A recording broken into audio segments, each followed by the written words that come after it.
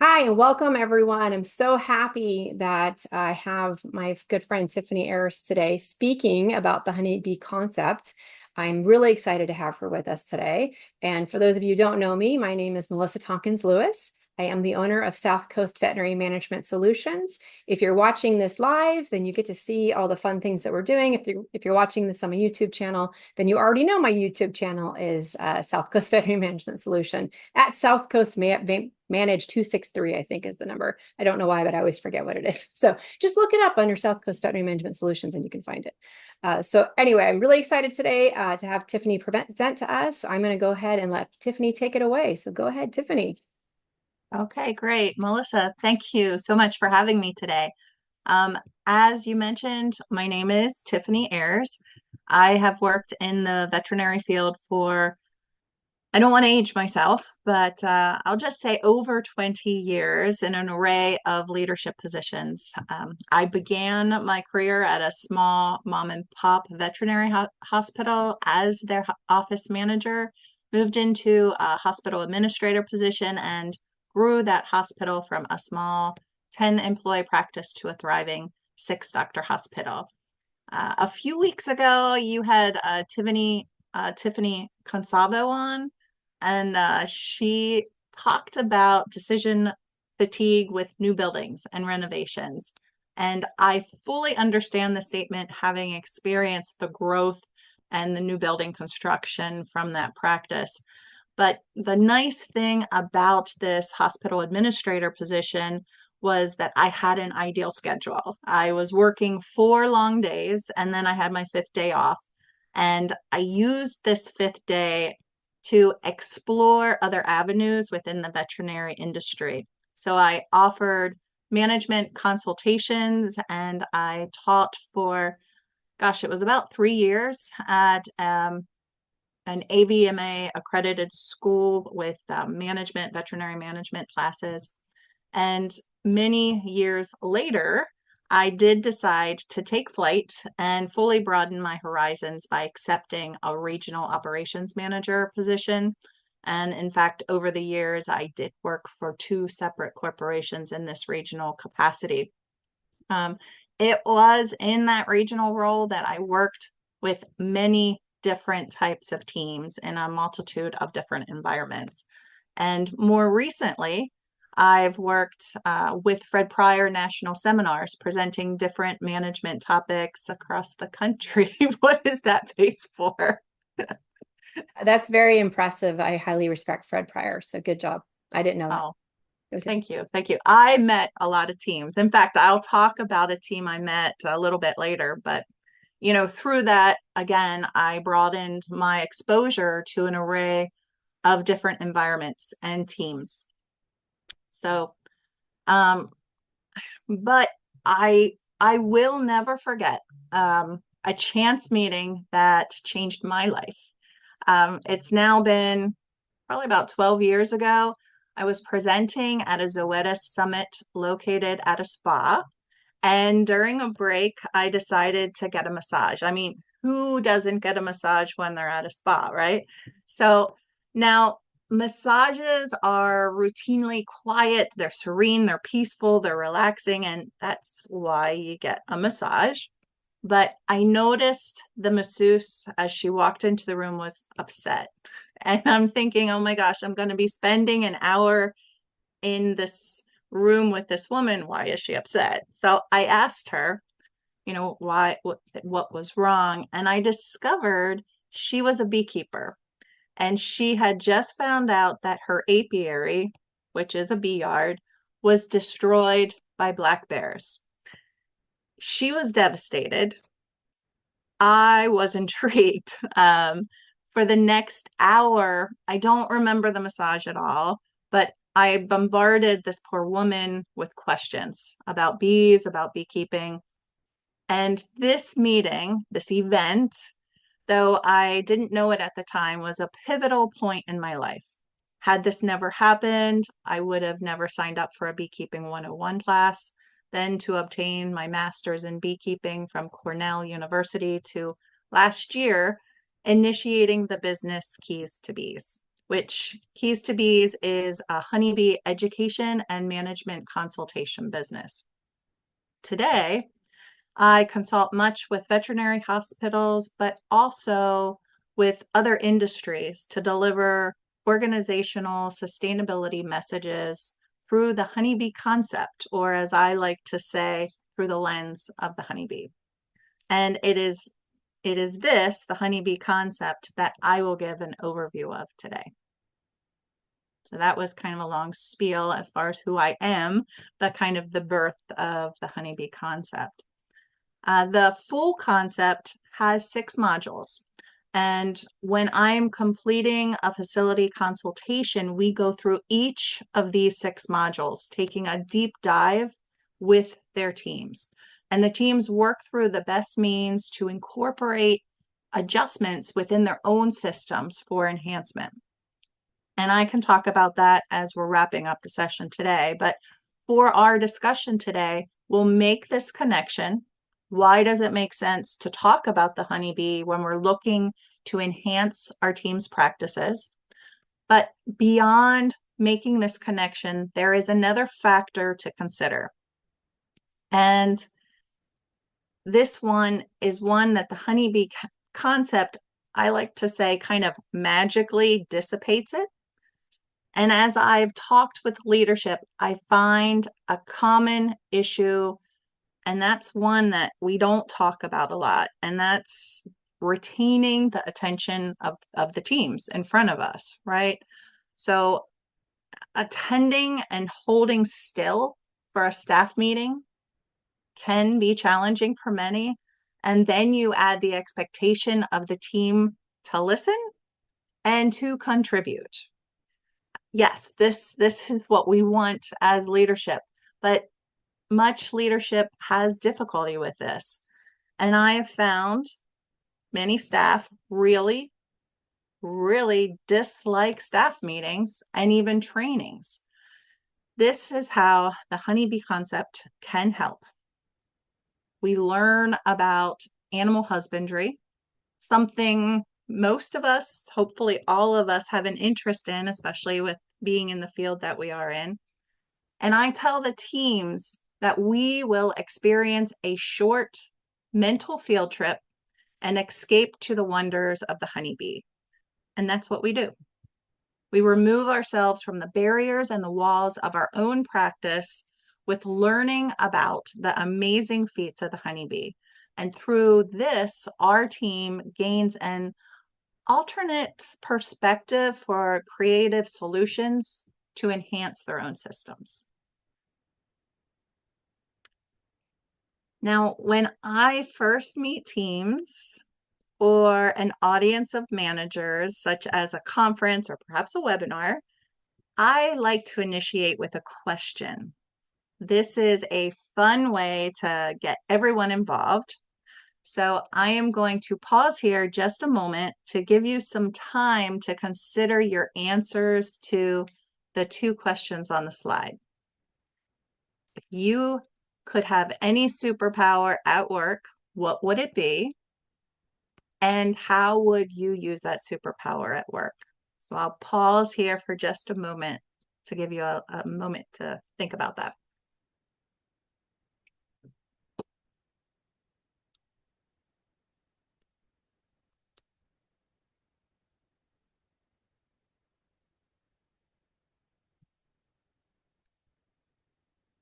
Okay, I'm going to just keep going. I always find that this exercise is very interesting and informative. It provides 2 objectives. The first, though they may not be superpowers per se, it's important not to forget what your own strengths are and to maximize them, right? Kind of like your own superpower. On the flip side of this, it's a reminder to know what your team's individual strengths are and, utilize them within your organization. How are we utilizing them? But the reason I run this exercise is because it routinely identifies something that is missing, and the superpower that you have identified compensates for this troubled, lacking area within your organization. I like this exercise because it quickly identifies that challenge and or at least things that have come and surfaced to the top, right? This gets to the root. I want to share, I talked about how I've presented for Fred Pryor, and I have an example. It's not the norm, it is unusual. However, it helps to clarify to the purpose of this exercise. The most unique superpower that was shared with me was from an exterminator that worked for New York City Housing Authority. I asked this during the Fred Pryor management presentation, and he chose the ability to change his physical size, to get small, pretty much to get small, but to change his physical size. This way, he could follow the pests and seek out their nest site, which would help him target his treatment areas for effectiveness.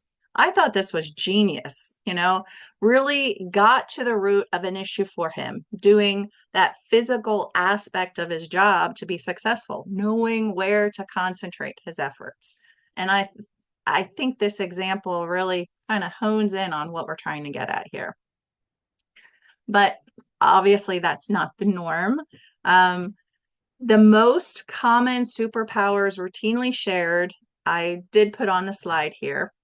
Often the superpower has something to do with time, going forward in time so you could see what's going to happen, going back in time so you can have a do-over, or forecasting the future, or general time travel. It also often has something to do with mind or mind reading, telepathy, even mind control. So with these two examples, time and mind focus, expanding upon how would these powers be used, the answer inevitably is identified as something that is lacking within the organization or your veterinary hospital. Usually it targets missing communication or lack of working together as a team. Had I only known that piece of information, I would have been able to handle the situation differently. Or if I could go back, if I could read their mind, I could do my job better, I could be more successful. Continuing with some of the other responses that I've gotten that are located on here, such as speed, strength, flying. When I ask for the additional information, how these would be shared, they generally circle back to needing to work with inhuman strength or speed due to reduced time available to complete the task at hand because of miscommunication, untimely communication, inaccurate communication, or just no communication or help from the team. So once we have this established, most businesses and organizations have noticed, have identified that they really need to focus on communication and working better as in a team. And though we know this, it's always interesting to kind of do it yourself as a self-recognition, self-realization of what's lacking. And I encourage you to do it with your own teams, even though you may uncover something that you're not aware of, and you may get a brutally honest answer. So just be ready for that. If this were to be expanded upon and we ask business experts the two questions on the slide, why organizations fail, why employees leave, the answers are also identified as communication being among the top 3 reasons. So here, your peers know, we need to improve in communication. We also have research from top businesses and experts saying the same, why we fail, why there's high turnover. So let's get some answers. And routinely, where we seek our answers are from other successful businesses and organizations and study their systems and their strategies.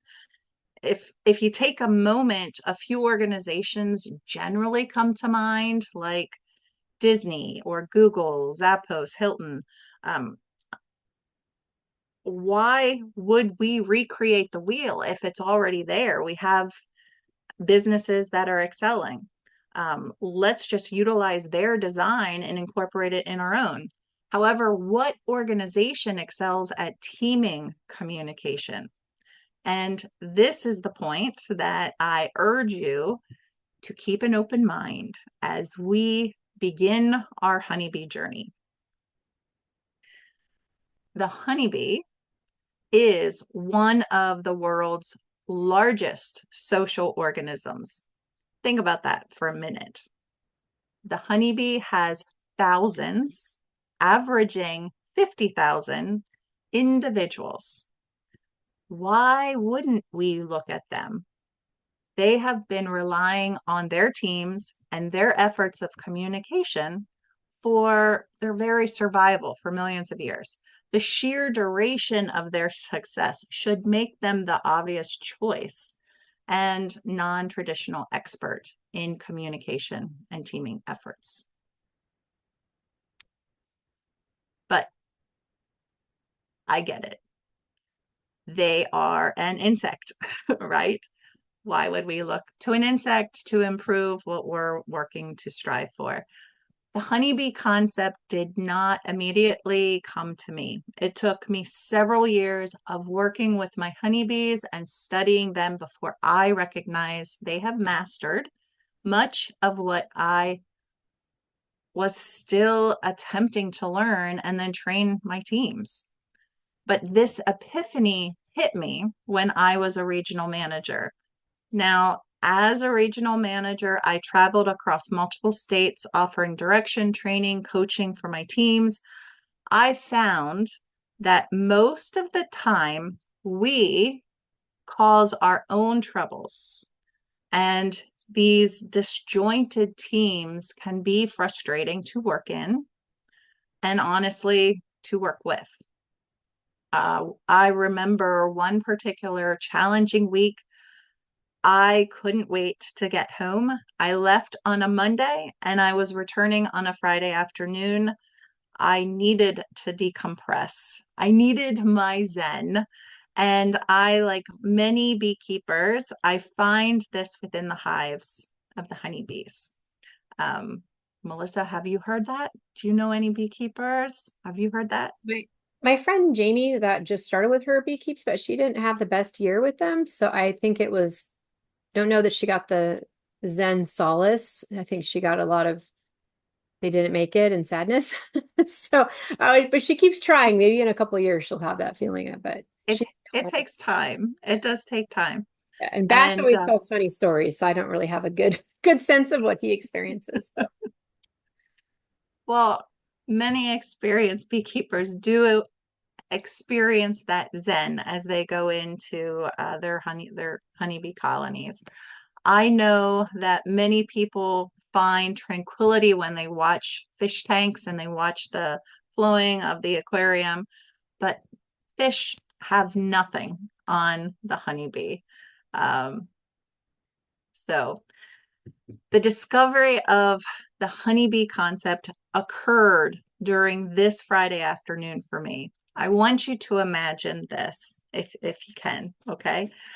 As I got home, I quickly changed. I changed out of my clothes. I replaced them with a bee jacket, a veil. That day, as I cracked open the lid of the hive, I remember taking a deep breath.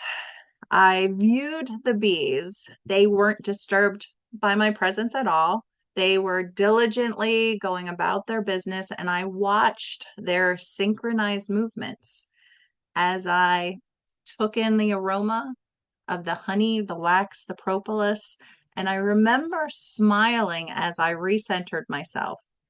I then heard the hum of thousands of individual bees working in harmony together. It was hypnotic. And that is when it hit me. Here we have tens of thousands of individuals working together for a common purpose, and they're performing it in a fluid manner. This is what I need. This is what I am trying to train. This is what our businesses, our veterinary hospitals need to be successful. and this is when the HoneyBee concept was born. Why can an insect with the brain the size of a sesame seed figure out a way to collaborate and work together, and we can't? Well, we can if we are willing to learn from a non-traditional expert. Some of our most profound discoveries come from out-of-the-box thinking. We did once believe the world was flat, and who would think that flying a kite during a lightning storm is a good idea, right? The honeybee is approximately 130 million years old. The human race is only approximately 6 million. We have time to evolve and catch up. Now I'm confident there are individuals that are thinking, wow, this woman has lost her mind. She has spent too much time with her bees. The business world, the human world, it is nothing like a beehive. And you're right, I have spent a lot of time with my bees, but this does not mean that I am wrong. In fact, the beehive and a human business or a veterinary hospital have a purpose, and they have multiple individuals they rely on to perform a job to reach that purpose. No matter if you're a bee or a human, these individuals must work together to reach their purpose.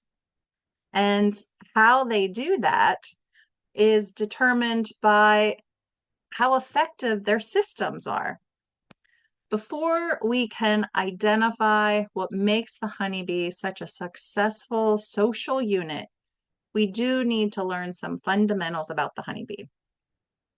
I will tell you that the honeybee is much more intelligent than your average insect. In fact, other insects utilize about 2% of their brain for learning and memory. The honeybee utilizes 20% for learning and memory. That's 10% more. Now, to give you some perspective, we as humans, the Mayo Clinic outlines that humans utilize about 35% of their brain for learning and memory capacity. Now, what does this mean? What does this mean to us? Well, it means that the honeybee is just not an average insect. They have to be a bit smarter and learn a bit more. And a lot of that goes to because they're social and need to interact with one another.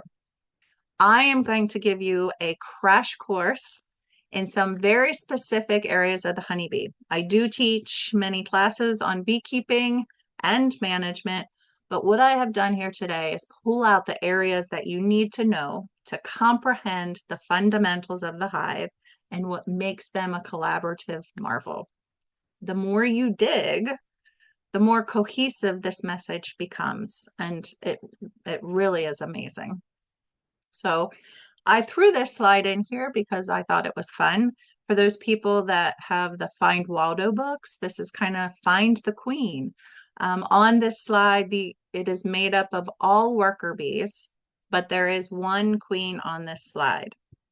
But let me show you what a queen looks like so you can perhaps find her in a future time. So there are 3 different kinds of bees or castes that make up a bee colony. The queen, shown in the center here, she is the largest bee. She's the only fully developed female bee with a fully developed reproductive system. She's the only bee that has the ability to lay fertilized eggs, and she may lay up to 2,000 eggs during the height of the season. The drones, shown on the far right, is a wider bee, a stronger bee. These are the males of the colony, and their only job is to pass along their genetics and mate with a virgin queen. They make up only 3% of the colony. Then you have your workers to the far left and make up the remaining 97% of the colony. And they do literally all of the work, everything else. They raise the young as nurse worker bees. They make the nest as house worker bees. They forage for food as forager worker bees, and they defend the nest. They are all female. The only difference between a worker and a queen is their reproductive organs are not fully developed.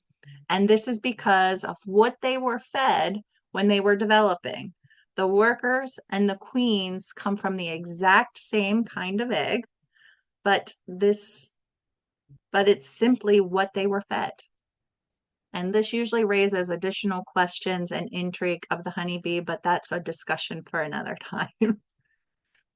Now that you've had a glimpse of the different types of bees in the honeybee colony, know that as with any organization, bee or human entity, we all need to be working from the same playbook. What are our goals? It's pretty simple for the honeybee. The basic is to survive, right? And the second is to reproduce, which, if we stop and we really think about it, is it that far from a business? A business wants to survive and they want to pull in a profit to potentially expand or improve an area within the business. But let's focus on the honeybee just for a minute here. Everything that the honeybee does, it does for the good of the hive. If I role play for a minute and put on my, oh, I don't have my antennas close by. I usually have my bee antennas. If I put on my crazy bee lady antennas, hat, and role play as a forager worker bee mite, as this bee, I may have an internal dilemma, questions of myself. Do I need to go collect nectar? Because I like collecting nectar because I get to eat a little bit of it while I'm collecting it. And this is what I want to do. This is what I love to do. But this is not what is needed right now. Right now, we need pollen collected. Now, as an adult foraging honeybee, I do not eat pollen.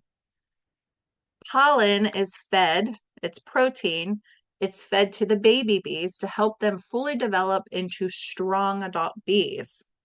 But by the time these baby bees are adults, like myself, the original worker forager bee that collected the food for them will have already passed away. So, as an adult bee, should I care?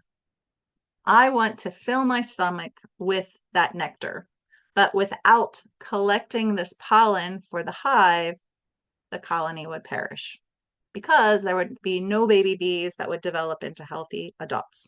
The decision I make, everything the honeybee does, it does for the good of the hive. I decide I need to go get pollen. And that contributes back to their overlying goal of survival. Everything they do is focused on that goal. What is our primary goal for our veterinary practices?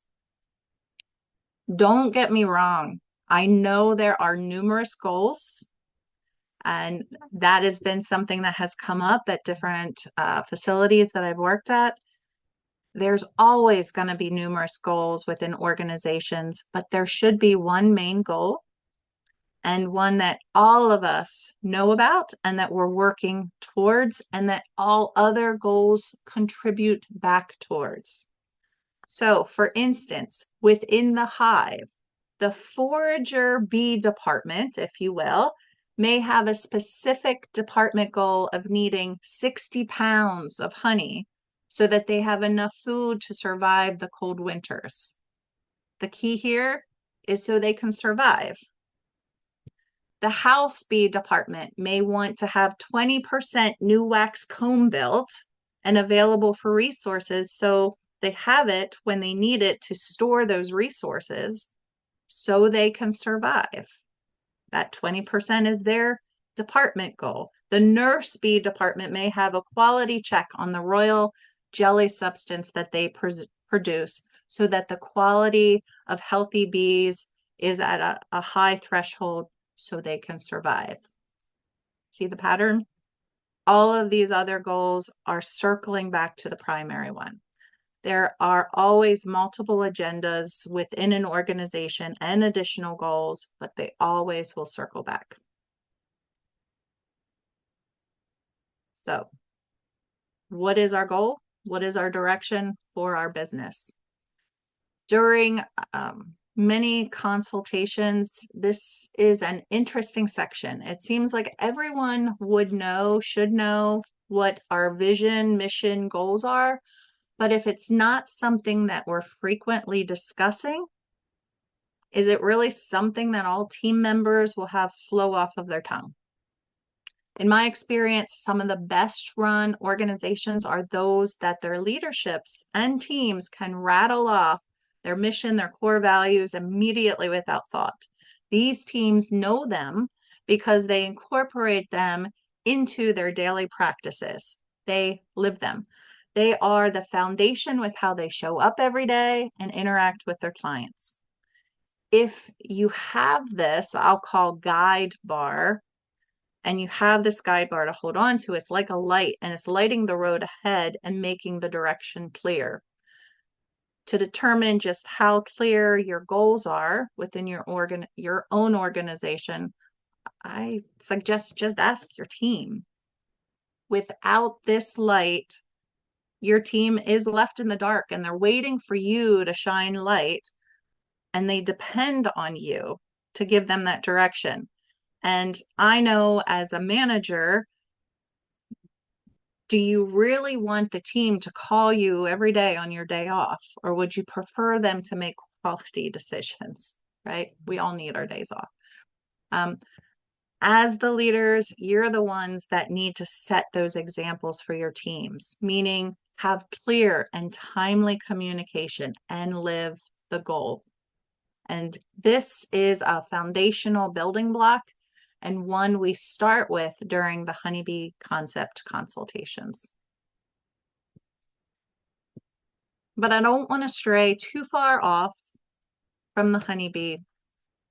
Let's just keep it simple. For the honeybee, the goal is to survive, and how they are able to shift and adapt towards that goal is by receiving constant communication updates on their progress towards that goal. For you, how often do you give or receive updates on this status goal? And the other question with that is, are those updates transparent and are they timely? It's just kind of food for thought. Of course, knowing the goals is only the beginning. Our teams need to know how they contribute, and we each need to know what our roles are within the organization. These roles then establish what the expectations are. On these two pictures, the one on the right shows a common scene of a healthy queen with her retinue of nurse bees surrounding her. I know this is a scene of a healthy queen because the nurse worker bees do surround her. The queen is the one with the red dot on. And no, she doesn't come that way. We actually put the red dot on her. By having strong communications from the queen, she causes this retinue to occur. If you recall, her job and her only job is to lay eggs. She doesn't feed herself, the nurse bees feed her. If she defecates, the nurse worker bees will groom her and clean up after her. She must remain laying. This is her job. No bathroom breaks for her, no soup for her. The nurse worker bees know that the queen bee is the most important bee of the colony, and they must see that she is taken care of and remain healthy. This is their job and expectation. And it's a pretty important one because without the queen, the entire colony would perish. And we already know what their primary goal is, and that's to survive. So the nurse worker bees will communicate and continuously communicate and update on the health status of the queen. because this health status is directly related to the colony's health status of survival. On the left, any idea what they're doing, Melissa? No? No, So the left, they look like you're having a party or something. I don't know. yeah, it actually kind of looks painful, doesn't it? Yeah. Yeah. So the picture on the left shows house worker bees performing an activity known as festooning. Now, I know this is house worker bees because they are the ones that do this activity, and they do it when they are secreting wax flakes to make wax comb. And it's the house bees that do this activity. And they make more wax comb to establish more space within the hive. Without that space, they will run out of room to raise young, to store food, and it's vital that they stay ahead of the immediate needs in order for the colony to survive, circulating again back to the primary goal. These house worker bees need to know that without the needed space, their numbers would dwindle, causing them to slowly perish. And without the space for food stores, they would starve, which is pretty important. And these are just two examples of roles within the colony. Their intelligence and focus is absolutely remarkable. And, all of the bees have roles and they adjust between the roles depending upon the needs of the colony. Perhaps the communication module and the teaming module within the HoneyBee concept are my favorite to go over. The communication module, we review the different techniques that the different roles use to communicate, whether it's through pheromones, a form of passive immediate communication, or through dances that they perform, being an active form of communication. The key for us is knowing the level of priority our communication is towards the primary goal. Then this will determine which method of communication is most appropriate. This helps us translate the honeybees systems into our own current systems to tweak. Though the honeybee does offer hundreds of examples of clear, accurate, and timely communication, I will give one example of communicating and teaming together, which I find amazing. But I find so many things about the honeybee amazing. This example shows the end result. The colony needed to work together quickly and together in order to survive this danger. You can see only the head of this Asian giant hornet, but these hornets are a major threat to honeybees. They can decimate an entire colony, 50,000 bees, within a few minutes. Even though the honeybee colony has, 50,000 bees, the hornets may attack with only a few dozen. These few dozens will go into a frenzy, decapitating all these honeybees if the honeybee is not effective in sounding the alarm to get everyone helping. If they don't sound that alarm effectively, none of them will survive. It is because they are so effective and without haste, work as a team together, they're able to defend themselves through this thermal ball activity, raising the body temperature of the hornet and killing it. But as I mentioned at the beginning, we work through each module with veterinary teams, and generally the staff is so intrigued by the honeybee actions, they're able to see clearly why the honeybee has its role, why they communicate passively or actively, and how they work together in teams of collaboration. Looking from outside, looking in on this creature is fascinating, but it also simplifies things, and ultimately that's what we want. We want to simplify our systems. Too often we create our own hardships. We make our systems challenging and oftentimes then they don't work. We want to simply be. So the HoneyBee concept is made up of the 6 modules: goals, roles, communication, teaming, collaboration, and empowerment. And during consultations, we walk through each of the listed steps. We go over several honeybee examples and discuss how their actions make them successful. And through these examples, are able to gain a different perspective, one that can simply simplify and often identify those creative enhancements to establish improved systems. Again, the key is to keep things simple. The services that we offer can be complex, but how you run the business should not be difficult. Again, simply be. I love that tagline, simply be. As I wrap up our time together, I do want to thank you for joining me on the start of a honeybee journey and remind you that we have only skimmed the surface of the honeybee concept with the basic outline of possibilities. We are hearing more and more about environmental sustainability, and more individuals are making personal choices to lessen their footprint on our environment. But what about our workplace?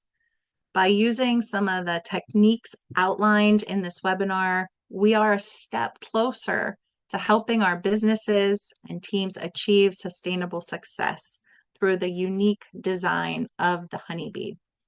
If you would like additional information on the honeybee, please feel free to reach out to me. I have my contact information listed. Having conducted years of training, this concept is different. It's unique, it's fun, and I have never known participants to feel intimidated, but many want to learn more. Melissa, I want to thank you so much for letting me come here today and talk about the honeybee. You know, I can talk on and on about the honeybee, so thank you so very much for Thank letting me. you. No, Tiffany, thank you for doing this. One of the things I know when you were talking about, when we talked before presentation, of having the modules with all the different things, and I wanted to make sure that hospitals could see the benefit in learning about the communication concepts and how you can make that, how they can make it better at their individual hospitals. So I love the fact that there's these different modules that they can, go through and learn how to do, because it's such a big thing. You can't learn it in an hour, Yes, yes. So I love that it's broken down like that, so that hospitals, if they're interested, they can reach out to you and talk to you more about it, about what that looks like. But as I was saying before we started the recording, I do think bees are these amazing creatures that they communicate, collaborate, collectively do everything together, and they're successful. And I think that's everybody's goal at an animal hospital, is to be able to do the same thing. So you did give me some good tips that I kind of was like, oh, I want to do, kind of using that to my different practices and stuff. So thank you for all your lovely tips. They were really helpful. Sure, sure. I'm looking for the stop sharing and I can't find it, so I'll just stop looking. Oh, gotcha. It's okay. Um, But, yeah. There was a couple of the chat from the beginning when you asked the question about the superpowers. So I had said that my superpower, and I didn't say how, so I guess I missed that like tool part, but being able to teach teams how to talk to each other when they're upset instead of them only talking to me.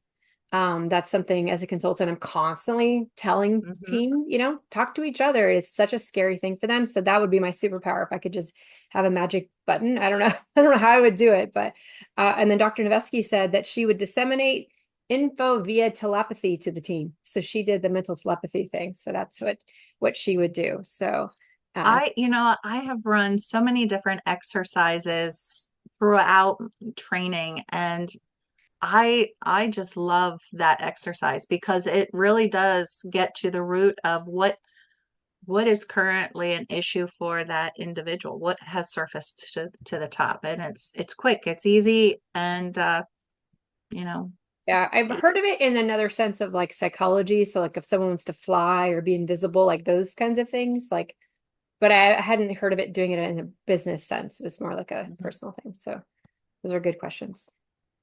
yeah. I don't know if anyone else has any questions. There's no other questions in the chat, but several people commented that they enjoyed it, that they thank you. It was very interesting. great concepts, and Judy had to go, but she said it was great as well. So, Okay. all right, All well, right. Well, stop the recording. There's no additional